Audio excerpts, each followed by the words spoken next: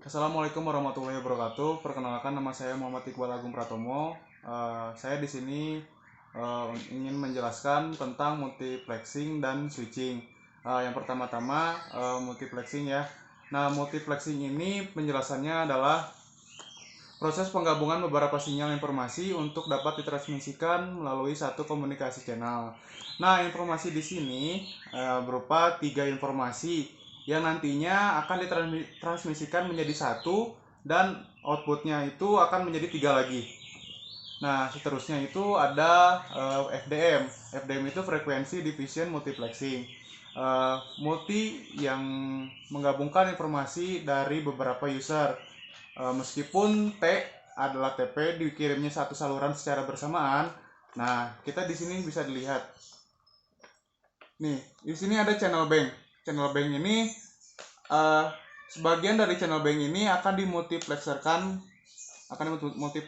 Nah, sebagian dimultiplexer ini akan dimultiplexerkan juga. Begitupun seterusnya. Nah, di sini ada 1, 2 dan 12. Di 1, 2, 12 ini itu namanya voice channel. Yang pertama itu voice channel. Yang kedua itu group input. Yang ketiga super group, itu 5 kali group. Yang keempat master group. Master group itu 10 kalinya super group. Terus yang keenam, kelima jam group, yaitu 6 kali master group. Nah, seterusnya itu ada TDM. TDM. Nah, ini TDM. TDM itu umumnya digunakan untuk sinyal digital. Nah, di sini ada channel bank T1. Nah, kalau misalkan ini multiplexer T2 berarti 4 dikalinya T1. Udah itu T3. T3 berarti 7 kali T2. Udah itu T4. T4 itu 6 kali T3. Udah itu dan T5 itu 2 kali T4-nya. Nah, makin tinggi level multiplexingnya, maka bitrate semakin besar, namun PC atau pengguna semakin banyak juga. Nah, selanjutnya di sini ada switching atau exchange atau juga sistem penyambungan. Nah, di sini sistem penyambungan ini adalah komponen yang menghubungkan antara dua pelanggan telepon sehingga keduanya dapat berbicara satu sama lain. Nah, di sini switching ini mempunyai syarat. Syaratnya itu ada tiga, yaitu menghubungi, memutuskan, dan mencegah. Nah, yang lainnya juga ada kemampuan dasar. Switching menghubungkan dua di antara pemakai yang ingin menghubungkan, dan signaling atau signal memberikan informasi adanya panggilan terjadi percakapan, berakhirnya percakapan, dan lain-lain. Numbering atau number memberikan identitas kepada tiap pemakai juga. Di sini juga ada fungsi switching. Fungsi switching itu ada fungsi dasarnya: penyambungan, kendali, pemberian tanda, pelayanan, penerimaan informasi, pengiriman informasi, pengetasan keadaan sibuk, dan pengawasan. Tugasnya di sini switching adalah sentral harus tahu ketika ada pelanggan yang off hook atau udah mengirimkan. Nada pilih sedang bebas, nada sibuk sedang dipakai, waktu penyambungan dan hubungan. Sentral harus tahu identitas pelanggan. Jadi jangan sampai melakukan pemanggilan selain yang kita tuju. Harus tahu juga kondisi saluran pelanggan yang dituju, apakah sedang kosong atau sedang menerima panggilan.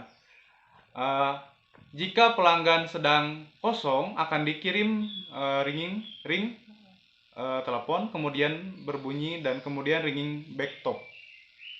Jika tidak diangkat, ring back top ini berhenti 20 sampai 30 detik. Maka diberi nada sibuk.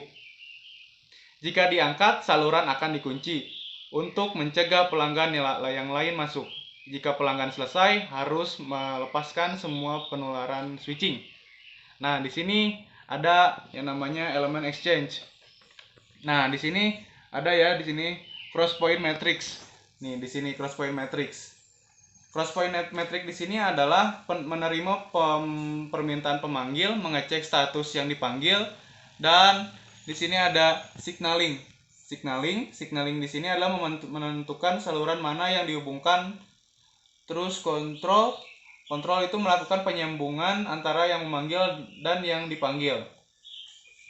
Selanjutnya ada unit penyambungan pada sentral telepon. Nah, di sini ada line interface circuit. Nah, line interface circuit ini setelah pemanggil akan menerima indikasi bahwa ada yang akan melakukan pemanggilan. Konsentrator merupakan jaringan saklar di mana jumlah inlet atau pelanggannya lebih banyak dari jumlah outlet. Terus grup selektor. Grup selektor ini fungsinya adalah mengidentifikasikan informasi yang dikirim agar sesuai dengan nomor yang dituju. Ini memiliki jumlah inlet atau outlet yang sama. Terus ada ekspansor. Di sini ada ekspansor. Nih, ini ada ekspansor. Ekspansor ini jaringan saklar untuk menyebarkan saluran dari sedikit ke saluran yang lebih banyak, di mana jumlah internet atau inlet kurang dari outlet. Jangtor penghubung ekspansor dan konsentrator dengan grup selektor A dan B, di mana A menghubungkan konsentrator dengan grup selektor dan B menghubungkan grup selektor dengan ekspansor berupa bentuknya. Yang ke sini ada trunking. Trunking di sini proses mengidentifikasi berdasarkan proses signaling yang dilakukan oleh pemanggil pada tujuan tertentu. Pemanggil pada tujuan tertentu ini nantinya akan diterima oleh sentral. Nah, untuk mengidentifikasikan itu menggunakan proses trunking, pada komponen ini TRAN ada beberapa ada pada sentral. Jenis-jenis TRAN ini ada yang pertama itu adalah outgoing trunk, memberikan indikasi keadaan ke grup selektor apakah bebas atau sibuk. Yang kedua itu incoming trunk, menerima indikasi penduduk saluran dari trunk, mempersiapkan sentral untuk menerima panggilan dan memberi indikasi keadaan ke sentral lain. Yang ketiga bidirect trunk, gabungan dari outgoing dan incoming. Nah, yang selanjutnya itu ada evolusi. Evolusi ini ada beberapa ya, yaitu ada manual switching, yang kedua automatic switching. Ini dibagi beberapa jenis. Itu ada analog electromechanical switching, itu step by step, crossbar, command control. Kalau step by step itu tekniknya, command control itu stereo. Yang selanjutnya digital elektronik, itu circuit switch, packet switch. Nah, di sini ada manual switch. Ini fungsinya switching dilakukan secara manual. Ya. Yang kedua itu ada strower switch. Nah, di sini ada contohnya strower switch. Nah, step by step switch hanya digunakan untuk sentral telepon dengan kapasitas kecil. Nah, ini.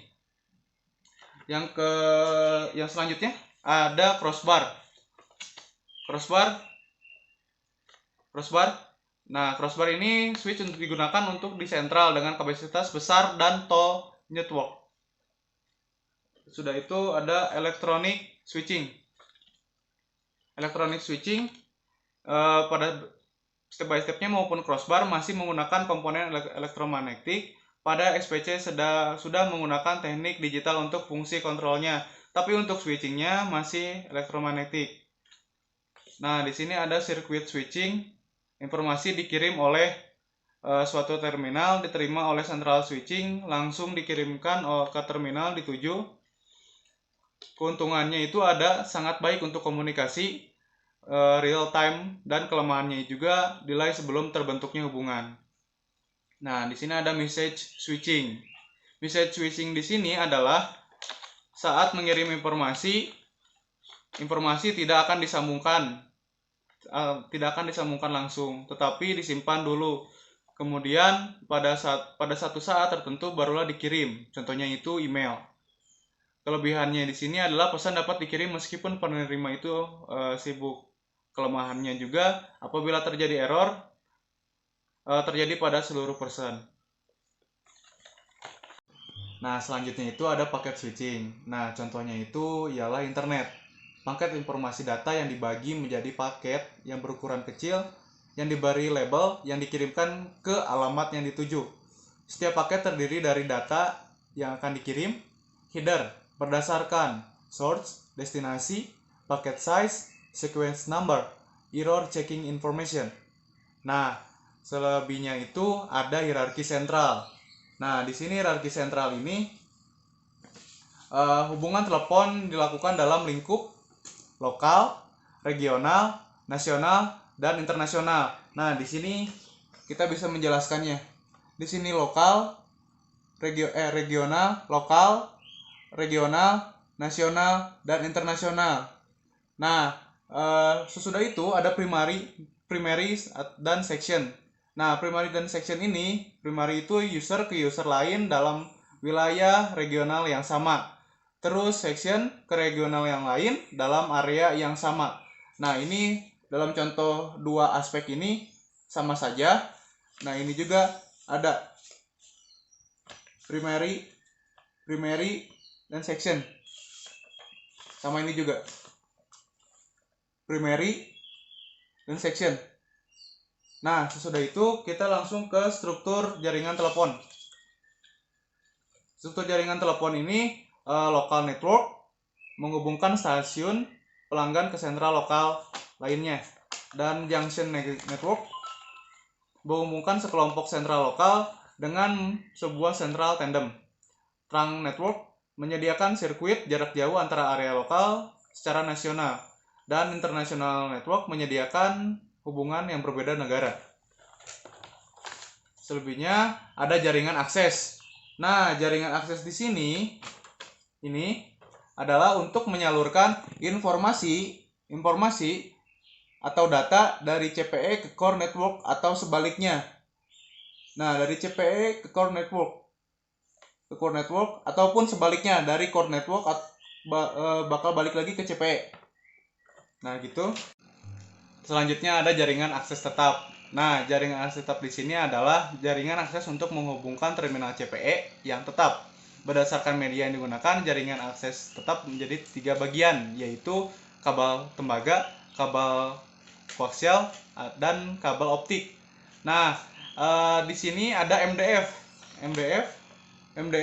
atau RPU mendistribusikan kabel dari STO. Dan selanjutnya ada rumah kabel. Rumah kabel di sini memisahkan kabel primer menjadi beberapa kabel sekunder. Nah, di sini jadi kabel sekunder. Dan selanjutnya itu kotak pembagi. Kotak pembagi atau DP di sini adalah memisahkan dari kabel sekunder menjadi kabel tunggal. Nah, jadi kabel tunggal atau kabel penunggal. Nah, nanti kalau kabel tunggal ini yang menghubungkan ke satu rumah bakal terdistribusikan dengan baik. Selanjutnya ada jaringan akses tembaga atau jar lokat. Nah, ini ada jar lokat. Merupakan karakteristik ini digunakan kabel tembaga. Ini menggunakan seluruhnya dengan kabel tembaga, yaitu merupakan jaringan akses dari sentral ke pelanggan menggunakan kabel tembaga. Sentral sampai ke pelanggan menggunakan kabel tembaga. Segitu saja dari saya, mohon maaf bila ada salah kata. Wassalamualaikum warahmatullahi wabarakatuh.